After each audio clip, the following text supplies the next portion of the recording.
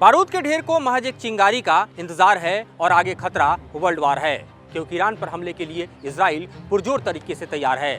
नमस्कार, मैं हूं मधुरेंद्र कुमार और आप देख रहे हैं मेरे साथ रणनीति। और इस वक्त जो खबर निकलकर सामने आ रही है वो अपने आप में दुनिया को दहलाने वाली है, चौंकाने वाली है, ये आगाह करने वाली है कि खतरा कितना बड़ा होने जा रहा है। क्योंकि IAEA के प्रमुख राफेल ग्रासी ने बतलाया है कि ईरान अपने परमाणु संयंत्रों पर लगातार ताला लगा रहा है ताकि कोई बड़ा खतरा ईरान के ऊपर न मंडराए।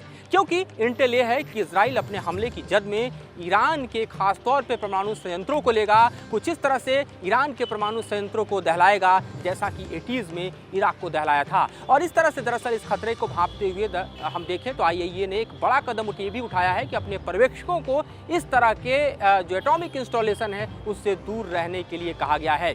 इस बीच हड़कंप UN के मंच पर भी है। इस बीच देखें तो इजराइल 24 घंटे में 2 वॉर कैबिनेट की बैठक कर चुका है, जिसमें नेतन्याहू ने ईरान पर हमले का जो प्लान है उसको एग्जीक्यूट करने के लिए सेना को आदेश दे दिया है। साथ ही ये भी जानकारी निकलकर सामने आ रही है कि एक बड़ी बैठक जो है वो मिडिल ईस्ट के साथ खास तौर पर IDF की चल रही है, यानी इजराइल डिफेंस फोर्सेस की चल रही है। क्योंकि जो हमला होगा उसमें 2 तरह के हथियारों का प्रयोग होगा। एक तो इजराइल के जो फाइटर्स हैं F-15, F-16 की बात करें और साथ ही F-35 इनका इस्तेमाल किया जाएगा और बड़े पैमाने पे कोशिश की जाएगी कि F-15 और F-16 जो है वो ईरान के एयर डिफेंस सिस्टम को पूरी तरह से ब्लॉक कर दें और इस बीच F-35 जैसे स्टील फाइटर्स के जरिए जोरदार हमला बोला जाए, जिसकी जद में कुछ और नहीं बल्कि ईरान के एटॉमिक इंस्टॉलेशन ही होंगे। जो जानकारी हमारे पास निकल कर आ रही है उसमें पता चल रहा है कि फार्दो और नातांज ये खास तौर पर टारगेट पर इस वक्त लिए जा रहे हैं। उसके अलावा बुशर और गाचीन को भी दरअसल कोशिश कर रहा है इजराइल के अपने टारगेट पे ले, क्योंकि ये खास तौर पर ईरान के बड़े न्यूक्लियर सेटअप बताए जा रहे हैं और ये इस वक्त पूरी तरह से देखें तो इजराइल के टारगेट पर हैं। साथ ही जानकारी ये भी निकल कर आ रही है कि इस वक्त के हालात को देखते हुए इजराइल के विदेश मंत्री ने तकरीबन 32 देशों को एक खत लिखा और कहा है कि युद्ध को रोकना है तो ईरान को आतंकी संगठन खासतौर पर उसके IRGC को यानी ईरानी रिवोल्यूशनरी गार्ड कॉर्प्स जो है उसको आतंकी संगठन घोषित किया जाए। इसके बिना कोई चारा नहीं है, क्योंकि ईरान जिस तरह से अपने प्रॉक्सी के जरिए, चाहे हिजबुल्लाह के जरिए, हमास के जरिए, हुती के जरिए, कुछ फोर्स जो उसका काम करता है IRGC का, उसके जरिए पूरे ही मिडिल ईस्ट को अपने हम कह सकते हैं कि युद्ध के आगोश में ले रहा है, अपने हमले के जद में ले रहा है। जिस तरह से उसने पूरे इलाके में एक तरह से न सिर्फ नफरत बल्कि हिंसा को भड़काई है, ऐसे में ईरान को कतई किसी सामान्य देश की कैटेगरी में नहीं रखा जा सकता और ना ही IRGC को रखा जा सकता है। तो इस बारे में एक बड़ी जानकारी निकल कर आ रही है। विदेश मंत्री कार्टेन इस संबंध में ट्वीट भी किया है कि 32 देशों को इजराइल ने खत लिखा है। लेकिन एक और बड़ी जानकारी कि इजराइल का जो एम्बेसडर है UN में गिलाद एर्दन, उसने भी दुनिया को आगाह किया है, वो भी UN के मंच से, कि अगर ईरान पर लगाम नहीं लगाया गया तो ये 3rd वर्ल्ड वॉर की घंटी होगी। 3rd वर्ल्ड वॉर को कोई रोक नहीं पाएगा। तो तमाम फ्रंट से हम देख रहे हैं कि किस तरह से इजराइल जो है वो लगातार आगाह कर रहा है ईरान को। तमाम फ्रंट से हम देख रहे हैं कि किस तरह से इजराइल इस वक्त जो है वो एक्शन में दिखाई दे रहा है और ये सभी फ्रंट से बताने के लिए काफ़ी हैं कि अपने आप में इस वक्त दुनिया के ऊपर सबसे बड़ा खतरा ईरान और इजराइल के युद्ध से होने जा रहा है। अगर हम इजराइल के इतिहास को उठाकर देखें तो इजराइल इससे पहले भी इराक हो या फिर आप देखिए न्यूक्लियर जो प्लान्स हैं ईरान हो, उस पर कई बड़े हमले बोल चुका है। अगर थोड़े से हिस्ट्री की तरफ जाएं हम तो 1981 की बात करें, जब सद्दाम हुसैन इराक को रूल कर रहे थे, उस वक्त ओसीरक परमाणु रिएक्टर पर बड़ा हमला अमेरिका की मनाही के बावजूद, अमेरिका उस वक्त रोक रहा था इजराइल को किस तरह का हमला इराक में होना बोले, बावजूद उसके इजराइल ने इराक में हमला बोला था। सद्दाम हुसैन उस वक्त शासक थे और ओसीरक परमाणु रिएक्टर पर बड़ा हमला इजराइल ने किया था। उसके बाद देखें तो 2018 की घटना है, लगभग 11 साल पहले सीरिया में न्यूक्लियर रिएक्टर पर जिस तरह से इजराइल का हमला था वो भी अपने आप में इतिहास में दर्ज है, वो भी भयावह हमला था। और 2010 की बात करें तो ईरान ने इजराइल पर आरोप लगाया था कि उसके 2 परमाणु वैज्ञानिकों को मोसाद ने मारा है और एक का अपहरण कर लिया है। तो इस तरह से आप देखिए तो इजराइल का जो एक तरह से हिस्ट्री है वो क्या कहता है इसका अंदाजा आप लगा सकते हैं। और साथ ही ये भी जानकारी निकल कर सामने आ रही है कि किस तरह से इजराइल इस हमले को अंजाम देगा।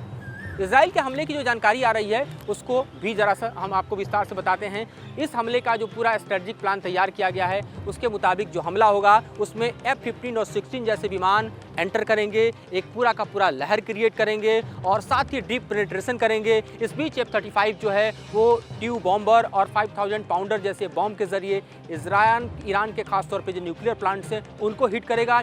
इस बीच अगर ईरान के फाइटर्स स्क्रैम्बल करते हैं तो इसी दरमियान इजराइल खास तौर पे अपने बैलिस्टिक मिसाइलों का प्रयोग करेगा और उसके बाद जो हमला होगा ईरान पर वो और ज़्यादा जोरदार और ज़्यादा भीषण होने वाला है। तो ये अपने आप में बड़े खतरे की घंटी है। ये अपने आप में दुनिया को आगाह करने के लिए काफ़ी है कि किस तरह से दुनिया इस वक्त तीसरे विश्व युद्ध के मुहाने पर खड़ी है और इस पर कोई और नहीं बल्कि नेतन्याहू ने मुहर लगाया है। वो नेतन्याहू जो अपनी ज़मीन पर काफ़ी इस वक्त कमज़ोर दिखाई दे रहे हैं। पॉलिटिकली भी देखें तो उनके वॉर मीटिंग में ख़ासतौर पर उनको निशाना बनाया जाता है। 7 महीने गुजरने के बाद भी इजराइलियों को अपने वे लोग हासिल नहीं हुए हैं जो हमास के हाथों बंदी हैं और इसको लेकर भी नेतन्याहू की सरकार के खिलाफ जोरदार प्रदर्शन इजराइल की सड़कों पर देखा जा रहा है। इस बीच ईरान का हमला जिसमें उसने 300 से ज़्यादा हम देखें तो इंक्लूडिंग ड्रोन्स, बैलिस्टिक और क्रूज मिसाइल से हमला किया। बताया भी जा रहा है कि उसके 7 बैलिस्टिक मिसाइल जो हैं वो खास तौर पे नेवोटोल जहां पर एयरफोर्स बेस है इजराइल का वहां पर हिट करने में कामयाब भी रहे हैं। हालांकि इसको लेकर कोई औपचारिक जानकारी नहीं मिल रही है, ये दावा भर है। लेकिन हम जानते हैं कि बैलिस्टिक मिसाइल जब टारगेट करता है तो उसको एक तरह से इंटरसेप्ट करना, उसको मार गिराना तभी संभव हो जाता है जब वो आसमान के सबसे ऊंचाई वाले हिस्से में हो, यानी जब उसकी स्पीड कम हो जाती हो, जब वो टारगेट की तरफ आता है या फिर लॉन्च होता है, उस वक्त उसको इंटरसेप्ट करना और उस वक्त उसको मारना किसी एयर डिफेंस सिस्टम के बूते की बात नहीं होती। इस बीच ये जानकारी निकल कर आ रही है कि अमेरिका और इजराइल दोनों के हवाले से दरअसल उन मिडिल ईस्ट देशों के साथ संपर्क किया जा रहा है जिन्होंने ईरान के हमले के दौरान इजराइल की मदद की थी, चाहे कतर हो, चाहे सऊदी हो, चाहे यूएई हो या फिर जॉर्डन हो। टर्की से खास बातचीत अमेरिका खुद कर रहा है क्योंकि अगर इजराइल के विमान उड़ेंगे तो जाहिर तौर पर उनको जॉर्डन से होते हुए, सीरिया के कॉर्नर से होते हुए, सऊदी होते हुए ईरान पर जाना पड़ेगा। तो अपने आप में एयर स्पेस भी क्लियर होना चाहिए, तभी जाकर यह हमला संभव हो पाएगा। तो इसको लेकर भी बड़ी बैठकें और बातचीत चल रही है। नेतन्याहू खुद कई बातचीत जो है वो अमेरिकी राष्ट्रपति बाइडेन से कर चुके हैं। इसके बावजूद कि अमेरिका कह रहा है कि थोड़ा रेस्ट्रेंट बरता जाए, इजराइल के सामने कोई विकल्प नहीं है और इजराइल खुले तौर पे कह चुका है कि ईरान को दरअसल वो सबक सिखा कर रहेगा। दूसरी तरफ देखें तो ईरान ने भी पलटवार करते हुए कहा है कि इजराइल अगर हमला करता है तो वो किसी भी कीमत पर इजराइल को नहीं बख्शेगा। 10 गुना ताकत के साथ वो इजराइल पर हमला बोलेगा। अब ईरान के साथ देखिए तो ईरान के साथ इस वक्त कोई बड़ा देश भले ही खड़ा होता हुआ दिखाई न दे, लेकिन हम जानते हैं कि एक तरफ ईरान ने अपने प्रॉक्सी हमास को पिछले 7 महीने से जंग के मैदान में झोंक रखा है। इसमें बड़ा नुकसान हमास का हुआ है, गाजा पट्टी के लोगों का हुआ है। लेकिन दूसरी तरफ आप लेबनान की तरफ देखिए तो वहाँ पर हिजबुल्लाह है जो बड़ा प्रॉक्सी है ईरान का, सबसे बड़ा भी कह सकते हैं, खासतौर पे इजराइल के बॉर्डर पर, जिसके पास 30,000 से 35,000 अपने ग्राउंड फोर्स हैं, लड़ाके हैं, हथियार है, लगभग 1.25 लाख से 1.5 लाख की ताकत हम देखें तो उसके पास रॉकेट का है, मिसाइलों का जखीरा है। तो ये अपने आप में हम कह सकते हैं कि एक बड़ा खतरा लेबनान बॉर्डर पर भी है जो हिजबुल्लाह के रूप में देखा जा सकता है और मैरीटाइम बाउंड्री में तो है ही जहां पर हुती है। आप समझिए कि जिस तरह से आप देख रहे हैं कि ईरान जो है वो इजराइल के शिप को अगवा कर सकता है, उस पर 17 भारतीय भी सवार हैं, वो मैरीटाइम बाउंड्री में भी ईरान की तरफ से जो थ्रेट परसेप्शन है, जो चैलेंज है वो भी दिखा रहा है। तो अपने आप में ये वॉर एस्केलेट करते हुए कहीं पूरी दुनिया को अपने आगोश में लेकर थर्ड वर्ल्ड वॉर की तरफ धकेल दे तो इसमें किसी को आश्चर्य नहीं होना चाहिए।